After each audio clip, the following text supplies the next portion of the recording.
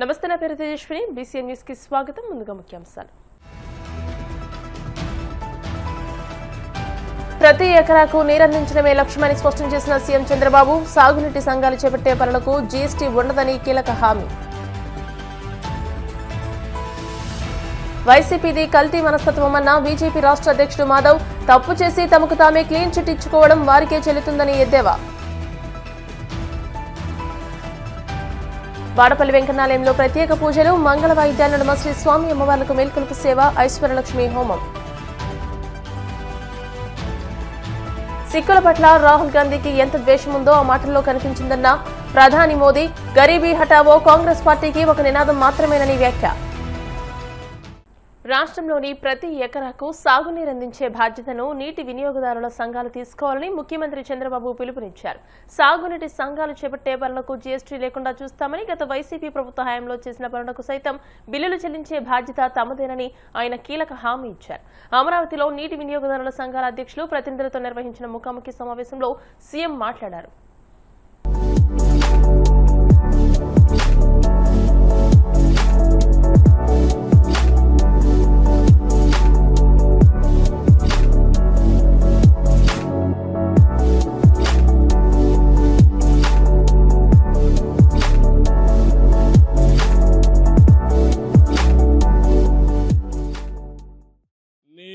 ప్రగతి, జలహారతి, సాగునీటి సంఘాల కర్తవ్యం కింద మనం సమావేశమయ్యాం. నీరు అనేది చాలా ముఖ్యం. నీరు లేకపోతే ఒక గంట ఉండలేం. అవునా కాదా అని మిమ్మల్ని అడుగుతున్నా. దినానికి 4 లీటర్లు నీళ్లు తాగితే 3 నుంచి 4 లీటర్లు నీళ్లు తాగితే ఆరోగ్యంగా ఉంటాం. నీళ్లు గాని సకాలానికి తాగకపోతే డీహైడ్రేషన్ ప్రారంభమవుతుంది.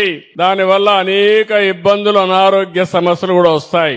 మనకు నీరు యొక్క ప్రాధాన్యత గురించి నేను ఎవరికి చెప్పాల్సిన అవసరం లేదు. మాకు నీటి ప్రాధాన్యత తెలుసు అనేవాళ్ళు చేలిపైకెత్తండి. అందరికీ తెలుసు. కానీ నీటి సంరక్షణ మాత్రం పట్టించుకోం. రాయలసీమ మొన్నటి వరకు చూస్తే ఎక్కడికక్కడ పోరాటాలు జరిగాయి. అందరూ అన్నారు రాయలసీమ రాళ్లసీమగా మారిపోతుంది, ఎడారిగా మారిపోతుందంటే కాదు, నా రాయలసీమ రతనాల సీమ చేయాలని ఆలోచించిన వ్యక్తి నందమూరి తారక రామారావు గారు. అక్కడి నుంచి ప్రారంభించాం. బచావత్ అవార్డులో కృష్ణా నదీ జిల్లాలకు మనకు వాటా ఉందని మళ్లీ తీర్మానం వచ్చే వరకు, నెక్స్ట్ ట్రిబ్యునల్ వచ్చే వరకు ఆ నీళ్లు ఉపయోగించుకోవచ్చని ఆలోచించిన వ్యక్తి నందమూరి తారక రామారావు గారు. అక్కడి నుంచి దశ దిశ మార్చాం. ఈరోజు ఇబ్బందులు లేని పరిస్థితికి వచ్చాం. నేను ఒక మాట చెప్తున్నాను రాయలసీమలో ఉండే వాళ్ళందరికీ. ఆ రోజు ఆయన ప్రారంభించిన హంద్రి నీవా, నగరి గాలేరు, తెలుగు గంగా, ఏ ప్రాజెక్టు చూసినా ఈ రోజు రాయలసీమకు వచ్చాయంటే అది తెలుగుదేశం పార్టీ చూపించిన చొరవ. తెలుగు గంగ చెన్నైకి నీళ్లు ఇవ్వాలంటే నీళ్లు ఇవ్వడానికి నేను వ్యతిరేకం కాదు. కానీ మా రాయలసీమకు కూడా నీళ్లు ఇవ్వాలని పైప్ లైన్లో కాదు, కాలువల ద్వారా ఆ ప్రాంతాన్ని సస్యశ్యామలం చేసిన తర్వాతనే చెన్నైకి నీళ్లు ఇస్తామని చెప్పిన వ్యక్తి నందమూరి తారక రామారావు గారు. చేసి చూపించిన వ్యక్తి నందమూరి తారక రామారావు గారు.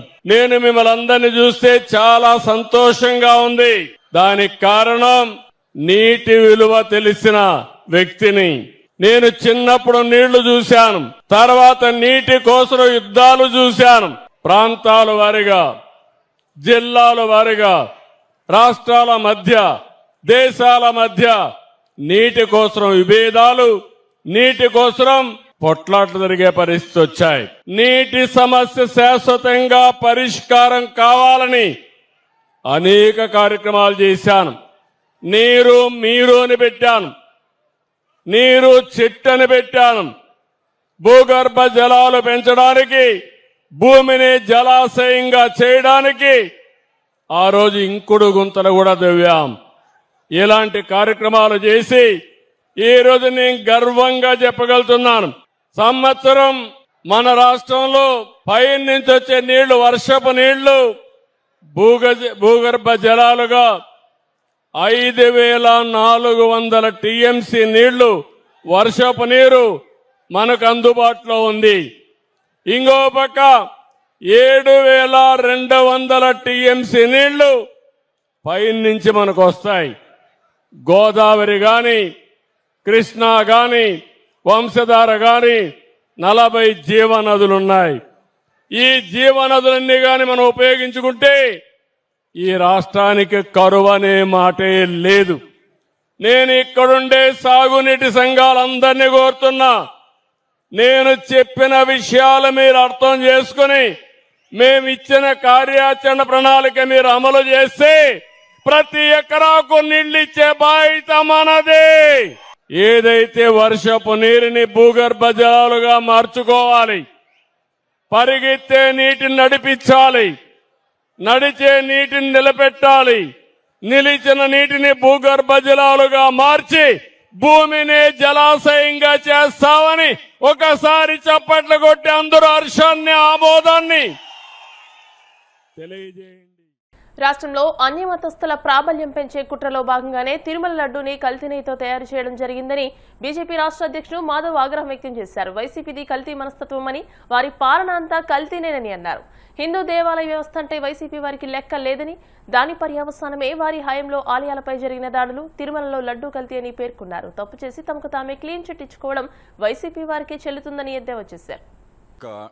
కల్తీ మనస్తత్వం అలాగే కల్తీ పాలనతో వచ్చిన ఏదైతే పర్యవసానం ఉందో మనం చూడటం జరిగింది. మన దేవాలయ వ్యవస్థల యొక్క వ్యవస్థని దిగజార్చే ప్రయత్నం, పవిత్ర మూర్తుల పైన దాడులు చేయటం, సుమారు 200 పైగా దేవాలయాలు గత ప్రభుత్వ హయాంలో దాడులు జరిగి అవి తుంటరి చర్యలుగా దాన్ని పక్కన పెట్టే ఒక ప్రయత్నం, అలాగే దేవాలయ వ్యవస్థలో ఉండే అనేక రకాల విషయాలపైన చేస్తున్న అనేక రకాల విషయాల యొక్క పరాకాష్టే తిరుమల తిరుపతి దేవస్థానం సంబంధించిన కల్తీ లడ్డు వ్యవహారంగా మేము భావిస్తాం. సో ఆ విధంగా ఈ వ్యవహారం ఎంతవరకు వెళ్ళిందంటే తనంతట తానే క్లీన్ చిట్ ఇచ్చుకుని ఏమీ జరగలేదని చెప్పి, అంటే వాళ్ళ పేపర్ యొక్క రిపోర్ట్ ఆధారంగా మాట్లాడే ఒక తీరు ఆ విధంగా పరాకాష్ఠకు చేరింది. నిజంగా మేము అడుగుతున్నాం, ఇవాళ అసలు పాల సేకరణే చేయలేని ఒక డైరీ ఏ విధంగా నెయ్యి సప్లై చేయగలుగుతుంది? ఇక్కడే విషయం బయటపడిపోతుంది. రెండో అంశం, 390 రూపాయలు 19 రూపాయలకి నెయ్యి రాగలిగే వ్యవస్థ ప్రపంచంలో ఎక్కడైనా ఉందా? అది నెయ్యి అనబడుతుందా? నెయ్యి కాని నెయ్యితో లడ్లు తయారు చేసిన తీరు ఏదైతుందో దీన్ని కూడా తప్పనిసరిగా మనం ఆలోచించాలి. అలాగే ఏదైతే రిపోర్ట్లో సింథటిక్ నెయ్యితో, అంటే ప్రజల ఆరోగ్యం కెమికల్స్తో దాన్ని తయారు చేయటం, ప్రజల ఆరోగ్యంతో ఆడుకునే తీరు, అత్యంత పవిత్రంగా భావించి భక్తులు స్వామివారిని సేవ చేసుకొని వెళ్తున్న తరుణంలో తీసుకోబోయే అతి పవిత్రమైన వస్తువుని పైన ఈ విధంగా చేయాలి అనే ఒక మనస్తత్వం ఏదైతే ఉందో వాళ్ళ యొక్క దృష్టి ముఖ్యంగా రాష్ట్రంలో అన్య మతస్థుల యొక్క ప్రాబల్యం పెంచే ఒక ప్రయత్నం, దాన్ని ఒక ఓటు బ్యాంక్గా మార్చుకోవాలనే ఒక ఆలోచన, దీనికి పరాకాష్ట ఇది. ఆ విధంగా దేవాలయాలపై ఏం దాడులు జరిగినా ఏమీ జరగదు. పవిత్రమైన లడ్డు ప్రసాదాన్ని కూడా దాని పవిత్రత తగ్గించినా కూడా ఏమీ కాదు.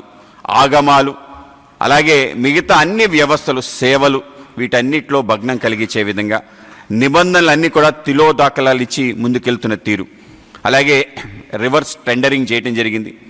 ఏ విధంగా నిబంధనలు అనేవి తొంగలో తొక్కి అనేక రకాల పేరాలు మార్చి ఎవరికైతే అర్హత లేదో అర్హత లేని వాళ్ళని తీసుకురావటం, కేవలం తిరుమల తిరుపతి లడ్డు విషయం కాదు, అనేక రకాల విషయాలు సేకరణ కాదు, రాష్ట్ర వ్యాప్తంగా జరుగుతున్న పెద్ద పెద్ద ప్రాజెక్ట్స్ దగ్గర కూడా అక్రమార్కులకి ఈ విధంగా ఇచ్చే ఒక వాళ్ళకి ఇవ్వాలి అనే ఒక ఆలోచనలో భాగంగా జరిగిన వ్యవస్థ. ఆ విధంగా గత ప్రభుత్వం మనం చూడటం జరిగింది. అది లడ్డూను కూడా వదలలేదు అంటే దీనికన్నా దారుణం ఇంకోటి లేదు.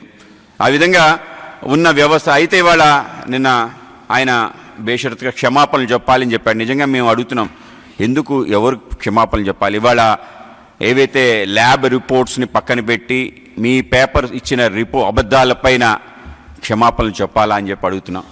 ఇవాళ పవిత్రమైన నెయ్యి బదులు ఇవాళ సింథటిక్ నెయ్యి వాడినందుకు క్షమాపణలు చెప్పాలా? అలాగే సుమారు 250 కోట్ల పైగా దీంట్లో చేతులు మారాయని చెప్పి విస్పష్టంగా తెలుస్తుంది. అందుకు క్షమాపణలు చెప్పాలా? అంటే స్వామివారి యొక్క నిధులు దుర్వినియోగం అయిన క్షమాపణలు చెప్పాలా? కోనసీమ తిరుమలగా వర్ధిల్లుతున్న వాడపల్లి శ్రీ వెంకటేశ్వర స్వామి ఆలయంలో శుక్రవారం ప్రత్యేక పూజలు వైభవంగా నిర్వహించారు. మంగళవాయిద్యాల నడుమ శ్రీ స్వామి అమ్మవార్లకు మేల్కొలుపు సేవ నిర్వహించిన అనంతరం ఐశ్వరలక్ష్మి హోమాన్ని జరిపించారు. అర్చకులు శ్రీ స్వామి అమ్మవార్ల వసంత మండపంలో అష్టోత్తర పూజలు నిర్వహించగా ప్రత్యేక అలంకరణలో ఉన్న స్వామిని దర్శించుకుని భక్తులు తరించిపోయారు. శ్రీ విష్ణునాయ నమః. ఆసనం పుష్పాసనం ఒక పుష్పము కొద్దిగా అక్షతలు చేర్చుకోండి.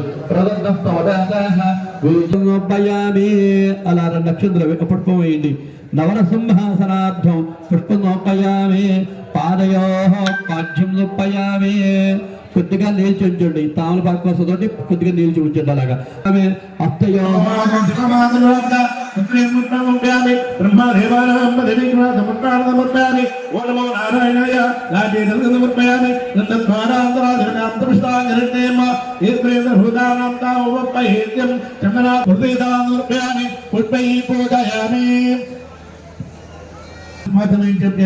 మనం నవరత్నాక్ష మాతను చేయించడానికి చెక్కలేనప్పుడు ఓ పుష్పం వేసి ఆ పుష్పంని నవరత్నాక్ష మాతగా భావించి స్వామివారిని మేము చెప్పేసిన తర్వాత స్వామివారి